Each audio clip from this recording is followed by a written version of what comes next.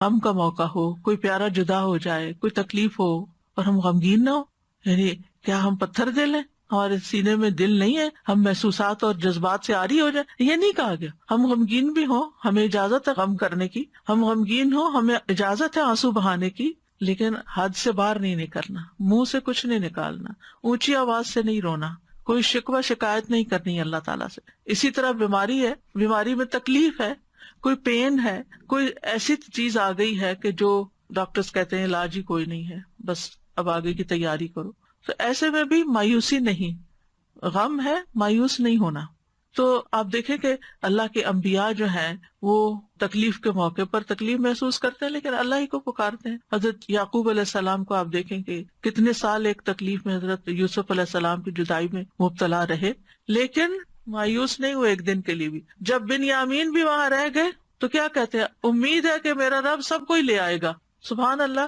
ایسے موقع پر سالوں سال گزر گئے یوسف علیہ السلام کو کھوئے ہوئے، اور دوسرا پیارا بیٹا بھی کھو گیا، یعنی چلا گیا ان کے نگاہوں کے سامنے سے، لیکن ان یأتینی بہ جمیعا، اللہ سب کو ہی لے آئے گا.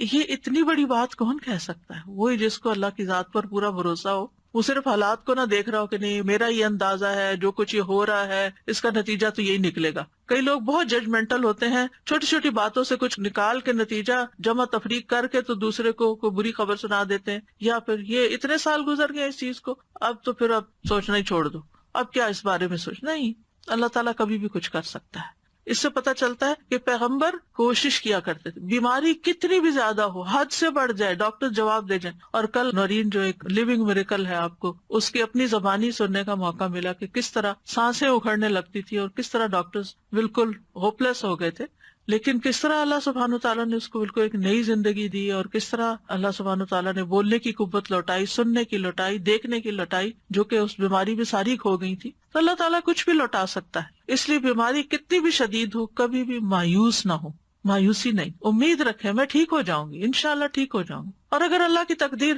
نافذ ہونی ہے تو ایک دن تو نافذ ہونی ہے نا، ایک دن تو دنیا سے جانا ہی ہے، اور سبھی نے جانا ہے.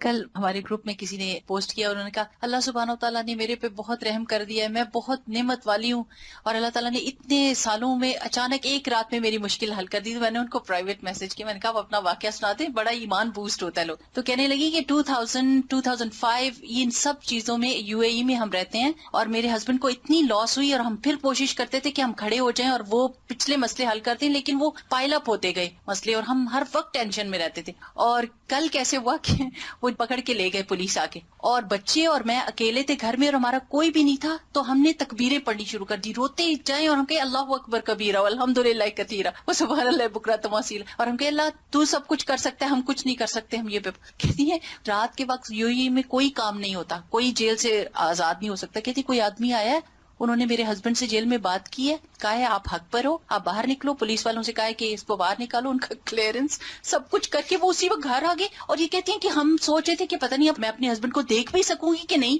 اور ہم اس سوچ میں تھے، اور اللہ سبحانہ و تعالیٰ نے وہ تکبیریں جو ہم نے کہی اور تسبیح کی کہ اللہ بڑا ہے نا، اس یقین کے ساتھ کہ ٹھیک ہے قانون ہے، سسٹم ہے، نظام ہے، جیل ہے، پولیس ہے، سب کچھ ہے، لیکن اللہ سب چیزوں سے بڑا ہے نا، اس یقین کے ساتھ کہ اللہ ہی سب سے بڑا ہے. تو اللہ سبحانہ تعالیٰ کو اگر انسان بڑا سمجھ کر اس کے آگے جھکتا ہے تو اللہ تعالیٰ ضرور سنتا ہے. تو بہرحال یہ بات یاد رکھنی کی ہے کہ جو کچھ دنیا میں ہوتا ہے ہر چیز تقدیر کے ساتھ ہے، اور کوئی چیز تقدیر سے سبقت نہیں کر سکتی. نبی صلی اللہ علیہ وسلم نے فرمایا اگر تقدیر سے کوئی چیز سبقت کر سکتی تو وہ نظر ہے، نظر لگنا. ہماری عمر، رزق، عمل سب کچھ تقدیر سے ہے. آزمائش کا آنا بھی تقدیر سے ہے.